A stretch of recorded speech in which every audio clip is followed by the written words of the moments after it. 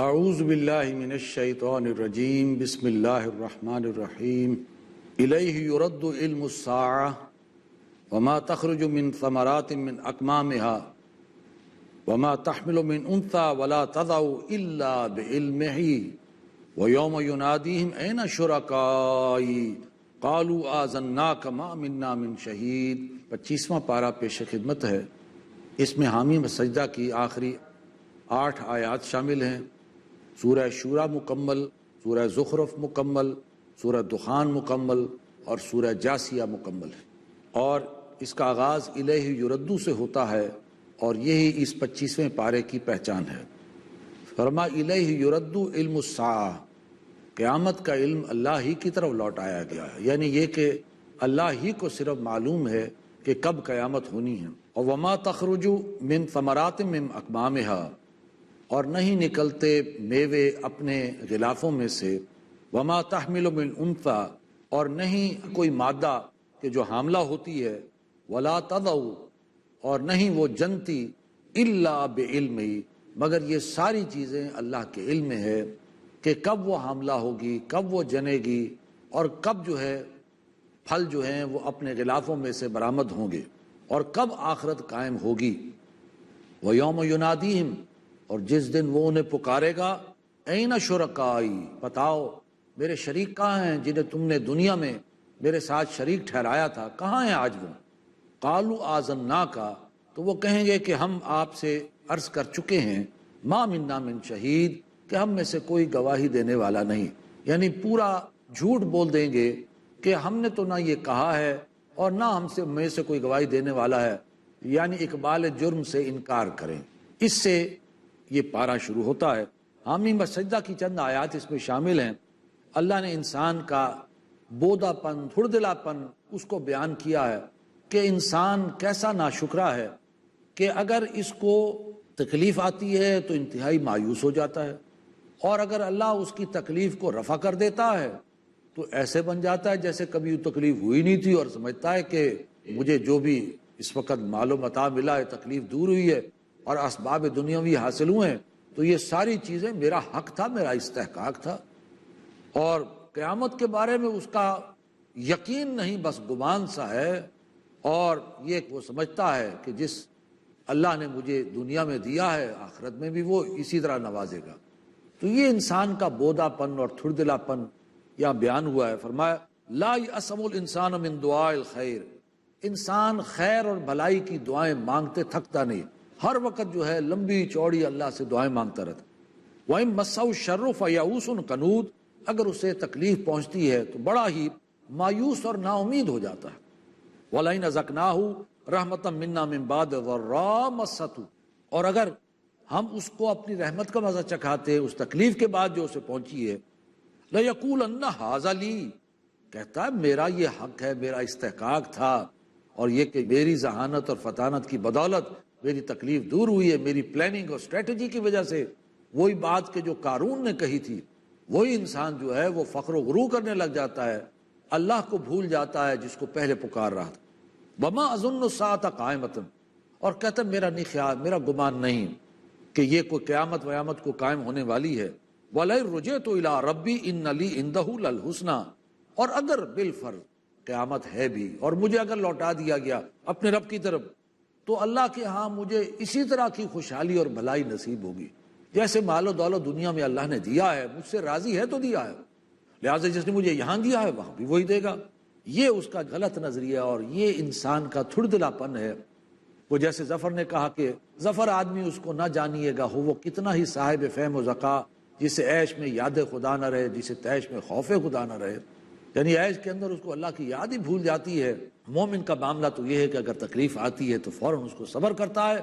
اور اگر اس تکلیف ہٹ جاتی ہے اور اللہ نعمتوں اور اللہ اپنا احسان فرماتا ہے تو اللہ کا شکر کرتا ہے اور اللہ کو کبھی نہیں بھلاتا۔ آگے سورہ شورى کے اندر اللہ تعالیٰ نے اقامت دین کی پکار بیان فرمائی ہے، اور یہ پوری سورت کے اندر ایک اجتماعی ایک واحد پکار ہے اور بڑی اہم پکار ہے۔ فرمایا شرع لکم من الدین ما وصی بہ نوحا والذی اوحینا الیک وما وصینا بہ ابراہیم وموسیٰ وعیسیٰ ان اقیموا الدین ولا تتفرقوا فیہ۔ اس میں اللہ تعالیٰ نے 5 اولو العزم من الرسل کا بیان فرمایا ہے، جن میں نوح علیہ السلام اور خود حضور صلی اللہ علیہ وسلم، ابراہیم علیہ السلام، موسیٰ علیہ السلام، عیسیٰ علیہ السلام۔ فرمایا ہم نے تمہارے لیے بھی وہی دین مقرر کر دیا ہے جس کی وصیت کی تھی نوح کو، اور جس کی اے نبی ہم آپ کو بھی وہی کر رہے ہیں، اور جس کی ہم نے وصیت کی تھی ابراہیم کو اور موسیٰ کو اور عیسیٰ کو علیہ السلام، اور ان کو ایک ہی وصیت کی تھی، وہ ایک ہی دین تھا، وہ سب ایک ہی امت تھے، اور وہ ایک ہی پیغام کیا تھا کہ ان اقیم الدین ولا تتفرقوا فیہ، کہ دین کو قائم کرو اور دین کے بارے میں متفرق نہ ہو جا۔ یعنی اس کے بارے میں متفرق نہ ہو جا، اس کے 2 پہلو ہیں، یعنی ایک تو دین میں تفرقہ نہ کرو کہ کچھ چیزوں کو ماننا اور کچھ چیزوں کو جو ہے پس پش کر دینا، اور دوسرا ہے اقامت دین میں متفرق نہ ہو جاؤ، یعنی اقامت دین کے لیے متحد رہو، جمع ہو جاؤ، اور دین کو قائم کرنے میں اپنی ذمہ داری اور فرض کو ادا کرو، اس میں کم از کم متفرق نہ ہو جاؤ۔ دوسرا یہ کہ تفرقہ جو ہے وہ بہت بڑا فتنہ ہے، یعنی امت پھٹ جائے تو ظاہر بات ہے اقامت دین کی ذمہ داری پھر کون ادا کرے گا؟ لہٰذا اب اپنے آپ کو امت سے علیحدہ کر دینا، چھوٹے چھوٹے گروہوں ٹکڑیوں میں بٹ جانا، فرقہ فرقہ بن جانا، اپنے شاعر علیحدہ کر دینا، اپنی مسجدیں علیحدہ کر دینا، اپنے طور طریقے علیحدہ کر لے دینا، من دیگرم تو دیگری، تو اور ہے میں اور ہوں، نہ میری نماز تیرے پیچھے نہ تیری نماز میرے پیچھے، تو ظاہر بات ہے کہ دین تو پھٹ گیا، پھر اقامت دین کا فریضہ کون سر انجام دے گا؟ فرمایا دین کو قائم کرو۔ دین کو قائم کرنے کا مطلب ہے دین ایک نظام ہے، یعنی اسلام کا نظام قائم کرو، اس کا سیاسی نظام، اس کا معاشی نظام، اس کا معاشرتی نظام، اس کا عدالتی نظام، اس کی تعزیرات، حدود اور تعزیرات کا نظام، اس کا عبادات کا نظام، یہ پورا نظام قائم کرو۔ صرف یہ نہیں کہ تم مسجدوں میں نماز روزہ کرتے رہو، بلکہ یہ کہ پورا دین کو قائم کرو، اور یہی تاکہ اللہ کی حاکمیت جو ہے وہ دنیا میں تسلیم کی جائے، اور اس صورت کے اندر جو اجتماعی جو ہے پکار ہے وہ اقامت دین کی پکار ہے۔ آگے فرمایا کہ امتوں کے اندر جو زوال اور بے عملی اور بد عملی پیدا ہوتی ہے وہ اس لیے پیدا ہوتی ہے کہ جو کتاب کے وارث بنائے جاتے ہیں وہ کتاب ہی کے بارے میں شکوک و شبہات میں مبتلا ہو جاتے ہیں۔ فرمایا وَإِنَّ الَّذِينَ أُورِثُوا الْكِتَابَ مِن بَعْدِهِمْ، اور وہ لوگ کہ جو کتاب کے وارث بنائے گئے علماء دین کے بعد، لفی شک منہ مریب، وہ کتاب ہی کے بارے میں شک میں پڑ جاتے ہیں اور خلجان میں مبتلا ہو جاتے ہیں۔ یعنی وہ جو عوام الناس ہیں جن کی پھر ذمہ داری بنتی ہے کہ کتاب کو آگے پہنچائے، اس پر ایمان لائیں، وہ کتاب ہی کے بارے میں شک میں پڑ جاتے ہیں، اس لیے کہ وہ دیکھتے ہیں کہ ہمارے رہبران دین اگر متحد نہیں اور وہ فرقہ فرقہ علیحدہ ہو گئے، من دیگرم تو دیگری، یہ کتاب ایسی نہیں ہے کہ جو ہمیں متحد کر سکے، اور اس کتاب کے اندر جو یعنی یہ کہ ہمارے مسائل کا حل اس کے اندر نہیں، لہٰذا وہ دائیں بائیں دیکھنا،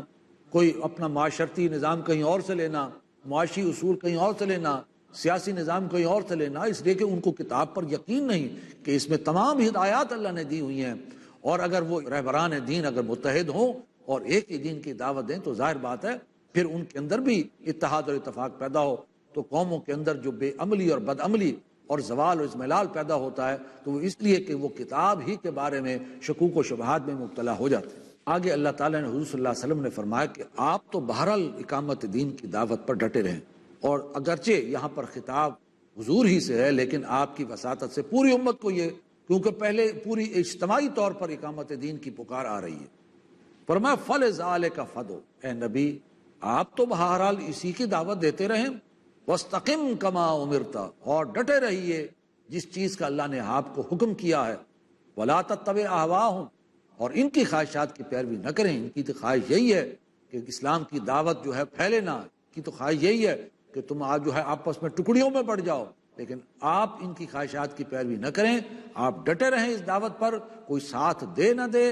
چاہے سیاسی منظر نامہ بدلتا رہے، اور یہ کہ دائیں بائیں نہ دیکھیے، بلکہ آپ سیدھا اسی دین کی دعوت اور اسی کی پکار پر لگے رہیں اور لوگوں کو اسی کی طرف بلاتے رہیں۔ اور فرمایا وَقُلْ آمَنْتُ بِمَا أَنزَلَ اللَّهُ مِنْ کتاب، اور کہہ دیجئے کہ دیکھو تم مانو نہ مانو بہرحال میرا ایمان اس کتاب پر ہے جو اللہ نے اتاری ہے، وَأُمِرْتُ لِأَعْدِلَ بَيْنَكُمْ، اور مجھے تو حکم ہوا ہے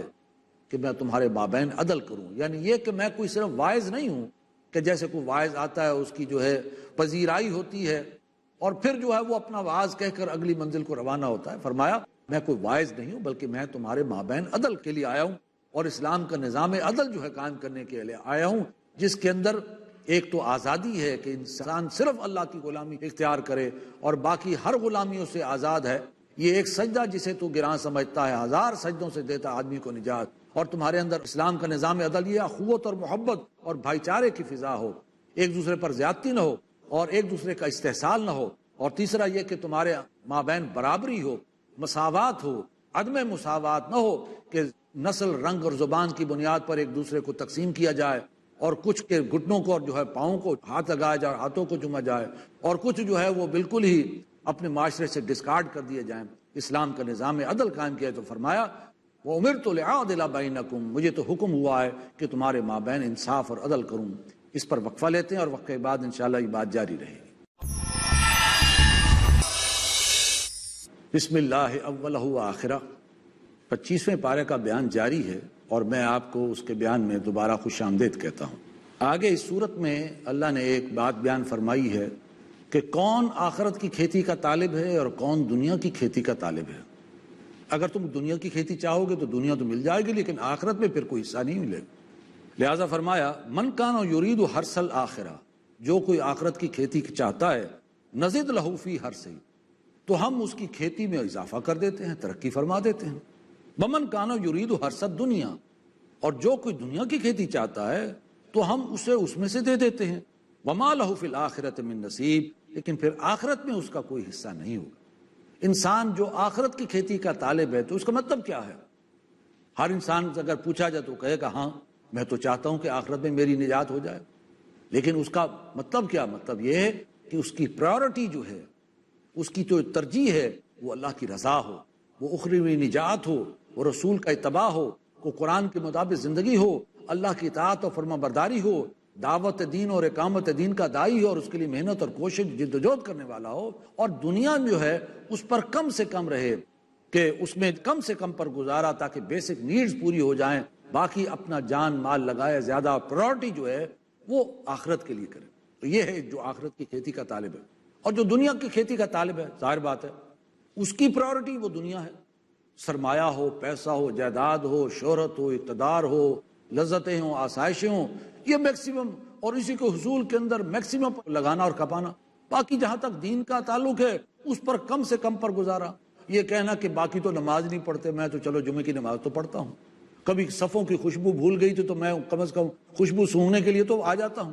اب یہ دین پر کم سے کم اور باقی سارا وقت اپنی پرائورٹی دنیا کو، تو گویا یہ انسان دنیا کی کھیتی کا طالب ہے۔ فرمایا مسلمانوں کی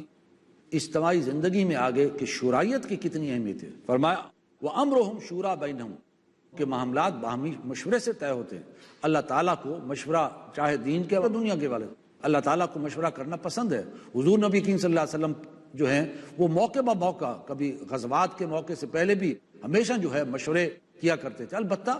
مشورہ مباحات کے اندر ہوتا ہے، نصوص کے اندر نہیں ہوتا۔ مثلا یہ کہ سود حرام ہے اور شراب حرام ہے، جوا حرام ہے، تو اس کے بارے میں مشورہ نہیں ہو سکتا کہ اس کو جائز کیا جائے یا نہ کیا جائے یا کیسے کیا جائے، وہ نصوص کے اندر۔ مباحات کے اندر جو ہے وہ ہوتا ہے کہ اس میں جو ہے مشورہ انسان جو ہے وہ آپس میں کرے، اور جس سے مشورہ لے وہ صاحب الرائے ہو، اللہ سے ڈرنے والا ہو، تو ایسے انسان سے لیا جائے، اور مشورہ دینے والا بھی جو ہے حق بات کہے اور کسی ملامت کی پرواہ کیے بغیر جو ہے اپنی رائے اور مشورہ دے۔ تو فرمایا کہ ان کے معاملات باہمی مشورے سے طے ہوتے۔ آگے فرمایا کہ قرآن مجید نور ہے اور ہدایت کا ذریعہ ہے۔ اس صورت کے بالکل آخر میں اللہ نے فرمایا ما کنت تدری ما الکتاب ولا الایمان، حضور سے خطاب ہے، فرمایا اے نبی آپ تو نہیں جانتے تھے کتاب کیا ہے، یعنی شریعت کیا ہے، احکام کیا ہے، آپ تو نہیں جانتے تھے۔ 40 برس تک تو آپ اس سے بالکل نابلد تھے۔ فرمایا ما کنت تدری ما الکتاب ولا الایمان، آپ نہیں جانتے تھے کتاب کیا ہے اور ایمان کیا ہے۔ ولیکن جہلناہ، ہم نے اپنے اس کلام کو نوراً نہدی بہ من نشاء، اس کو ایک نور کی شکل، اس کو نور، وحی جو ہے وہ ایک نور کی شکل میں اللہ نے اس کو جو ہے پہنچایا ہے آپ تک، اور ہم اس کے ذریعے سے ہدایت دیتے ہیں جس کو چاہتے ہیں۔ اور یہی نور وحی جس کو ہم نور وحی کہتے ہیں، تو گویا وحی ایک نور ہے۔ ولیکن جعلناہ نورا نہدی بہ من نشاء من عبادنا وَإِنَّكَ لَتَهْدِي إِلَىٰ صِرَاطٍ مُسْتَقِيمٍ، اور اب آپ ہیں جو ہدایت دینے والے ہیں سیدھے راستے کی طرف۔ یعنی یہ کہ آپ پہلے نہ کتاب کو جانتے تھے، ایمان کو جانتے تھے، لیکن ہم قرآن مجید جو وحی ہے نور کی شکل میں آپ کے سینہ مبارک میں، قلب مبارک میں داخل فرما کر، اور نور ایمان کی ایک شکل دے دی، اور اب آپ ہیں لوگوں کو، انسانوں کو ہدایت کی طرف بلانے والے، اور حضور نے جو ہے اس نور کو عام کیا، اور اس سے صحابہ کرام کے باطن جو ہے وہ منور ہوئے، اب وہ ہیں ہدایت کی طرف بلانے والے، اور یہ سلسلہ گویا کہ چلا دیا۔ اب ہماری ذمہ داری بھی یہی ہے کہ قرآن مجید کو اپنے باطن کے اندر سموئیں اور اپنے نور ایمان کو جگمگائیں، اور اس کے ساتھ ہی لوگوں کو ہدایت کی طرف بلائیں۔ سورہ زخرف میں ایک تو سفر کی دعا ہے، سبحان الذی سخر لنا ھذا وما کنا لہ مقرنین وإنا الی ربنا لمنقلبون، پاک ہے پروردگار جس نے ہمیں ہمارے بس میں یہ جو ہے سواری کو کر دیا، ہم تو اس کو قابو کرنے والے نہیں تھے، اور ہم اپنے رب ہی کی طرف لوٹنے والے ہیں۔ یعنی ہر سفر سے انسان سوچے کہ ایک سفر وہ بھی ہے جب آخرت کا سفر ہوگا، ہمیں جو ہے اپنے رب کے حضور پیش ہونا ہوگا۔ آگے مترفین کا ایک قول، یعنی جب حق و باطل کی کشمکش کا میدان ہے دنیا، جب بھی حق کی دعوت آتی ہے تو جو اس کے جو سردار اور چودھری ہوتے ہیں یا جو صاحب حیثیت مترفین سرمایہ والے لوگ، وہ ہمیشہ چاہتے ہیں کہ ہمارا یہ نظام اکھڑنے نہ پائے، وہ چاہتے ہیں سٹیٹس کوو ہو، اس لیے کہ ان کے مفادات اسی کے ساتھ وابستہ ہوتے ہیں، اور وہ ہمیشہ حق کی دعوت کی مخالفت کرتے ہیں۔ اور ویسے بھی انسان کے پاس جتنا سرمایہ ہو اتنا انسان تن آسانی کا عادی ہوتا ہے، اتنا انسان پر غفلت طاری ہوتی ہے، لہٰذا ان کا ایک قول نقل ہوا ہے، اور ان کی ذہنی ساخت جو ہے اللہ تعالیٰ نے بیان فرمائی ہے۔ فرمایا وَكَذَلِكَ مَا أَرْسَلْنَا مِن قَبْلِكَ فِي قَرْيَةٍ مِّن نَذِيرٍ، اور اے نبی اسی طرح ہم نے نہیں بھیجا آپ سے پہلے کسی بھی بستی کی طرف کوئی خبردار کرنے والا، الا قال مترفوها، مگر یہ کہ وہاں کے جو مترفین تھے، جو سرمایہ دار تھے اور پیسے والے تھے، انہوں نے کہا انا وجدنا آبانا علی امۃ وانا علی آثارہم مقتدون، کہا کہ ہم نے آباء و اجداد کو اسی طریقے پر پایا اور ہم تو اسی کی پیروی کرنے والے ہیں۔ یعنی یہ کہ ہم اس نظام کو تبدیل کرنے والے نہیں، ہمارے مفادات اس کے ساتھ وابستہ ہیں، اور ہم تو سٹیٹس کو ہی پر بلیو کرتے ہیں۔ آگے قرآن کے اندر جو ہے وہ کفار کا ایک عجیب قول نقل ہوا ہے، کہنے لگے وقالوا لولا انزل هذا القرآن على رجل من القريتين عظیم، کہنے لگے کہ یہ قرآن ہماری دو بستیوں میں سے کسی عظیم شخص پر کیوں نہیں نازل ہوا؟ یعنی یہ کہ ان کے نزدیک جو طائف اور مکہ کی بستی ہے، اس کے جو سردار ہیں، حیثیت ہے، سرداری ہے، اس پر قرآن کیوں نہیں نازل ہوا؟ اور قرآن ایک بالکل ایک یتیم انسان پر جو کوئی سردار بھی نہیں، اس پر نازل کیوں نہیں ہوا؟ تو اللہ نے فرمایا کہ اصل میں یہ اعلیٰ کلام ایک باکردار اور بااخلاق انسان پر اترتا ہے۔ یہ اللہ تعالیٰ کسی کے مال کو اور کسی شکل کو نہیں دیکھتا، اس کے دل اور اس کے اعمال کو دیکھتا ہے، اخلاق کو اور کردار کو دیکھتا ہے، لہٰذا اعلیٰ کلام باکردار انسان پر اترتا ہے۔ آگے فرمایا کہ جو انسان رحمان کے ذکر سے آنکھیں چراتا ہے تو اللہ تعالیٰ اس پر ایک شیطان مسلط کر دیتے ہیں، اس کا دوست بن جاتا ہے، اور وہ اس کو بہکاتا ہے اور اس کو گناہ کی طرف لے جاتا ہے، بلکہ گناہ کے اندر فائدے دکھاتا ہے، اس کی مت ماری جاتی ہے، اس کی عقل کو بے عقل کر دیتا ہے، اور جو ہے اس کو نیکی سے جو ہے دور کر دیتا ہے، اور اس طریقے سے وہ یہ سمجھتے ہیں کہ ہم بڑے سیدھے راستے پر ہیں۔ سورہ دخان کے شروع میں لیلہ مبارکہ کا ذکر ہے،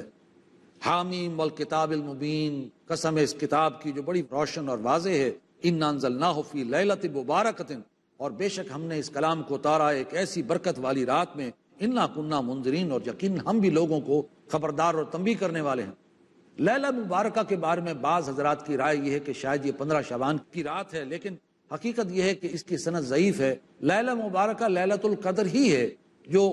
رمضان المبارک کے آخر عشرے کی طاق راتوں کے اندر لیلۃ القدر کا جو ذکر آیا ہے کہ اس کو تلاش کرو، بڑی برکتوں والی رات ہے، اس میں اللہ تعالیٰ اگلے سال کے فیصلے فرماتے ہیں، اور زندگی اور موت کے مال و اسباب دنیاوی کے فیصلے فرماتے ہیں، اور فرمائی 1000 مہینوں سے بہتر رات ہے، لہٰذا لیلۃ القدر ہو یا لیلہ مبارکہ وہ ایک ہی رات کا ذکر۔ آگے چونکہ سورۃ دخان جس کے معنی دھواں ہے، اسی کا ذکر ہے کہ قریش نے جب حضور صلی اللہ علیہ وسلم کی دعوت کا انکار کیا اور پریشان کیا تو اللہ تعالیٰ نے ایک چھوٹا عذاب ان کی طرف بھیجا کہ وہ قحط کی کیفیت پیدا ہو، اور قحط اس قدر پیدا ہوا اور اس میں جو ہے پانی کی اس قدر کمی آئی کہ مٹی جو ہے وہ فضا کے اندر معلق ہو گئی، اور وہ گرد و غبار کی ایک چادر وہ تن گئی، اور اس طرح لگتا تھا جیسے دھواں ہے، اور کئی دن تک یہ کیفیت رہی، جس سے وہ انتہائی پریشان ہو گئے، خوفزدہ ہو گئے، اور جو ہے وہ التجائیں کرنے لگ گئے، حضور کے پاس آ گئے کہ آپ جو ہے اپنے رب سے دعا کیجئے کہ اللہ تعالیٰ ہم پر یہ عذاب کو ٹال دے، تو یقیناً ہم سوچیں گے اس بارے میں، ایمان لے آئیں گے۔ اللہ نے فرمایا اے نبی یہ جو باتیں کر رہے ہیں یہ بالکل آپ کو دھوکہ دینے کے لیے کر رہے ہیں، اس سے پہلے جو رسول آئے ان کی قوموں نے بھی اللہ نے جو ان پر عذاب بھیجا تو انہوں نے بھی موسیٰ علیہ السلام کو اسی طرح گڑ گڑا کر جو ہے التجائیں کی، اور ہم نے ان سے وہ عذاب ٹال دیا، لیکن وہ ویسے کے ویسے رہے۔ فرمایا یہ بھی اس طرح کا دھوکہ کر رہے ہیں، یہ ایمان نہیں لائیں گے، البتہ اگر یہ باز نہ آئے تو پھر ہم ان سے انتقام لیں گے اور بڑے عذاب کے لیے تیار ہو جائیں۔ سورہ جاسیہ کو آخر میں فرمایا، اور اس میں ایک مادہ پرستانہ الحاد اور ٹیڑھ پن وہ یہاں پر جو ہے بیان فرمایا۔ ہم یہ تصور نہ کریں کہ شاید مادہ پرستانہ ذہنیت کوئی آج کے دور کی ایجاد ہے، یہ بڑے پرانے دور سے چلی آ رہی، یعنی اصل چیزیں جو ہیں وہ مادی چیزیں ہیں، وہ انسان کا جسم ہے، وہ یہ دنیا ہے، یہ سرمایہ ہے جو کہ نظر آ رہی ہے، یہ گراؤنڈ ریالٹیز ہیں، یہ ہے اصل چیز۔ باقی جو انسان نے دیکھا نہیں،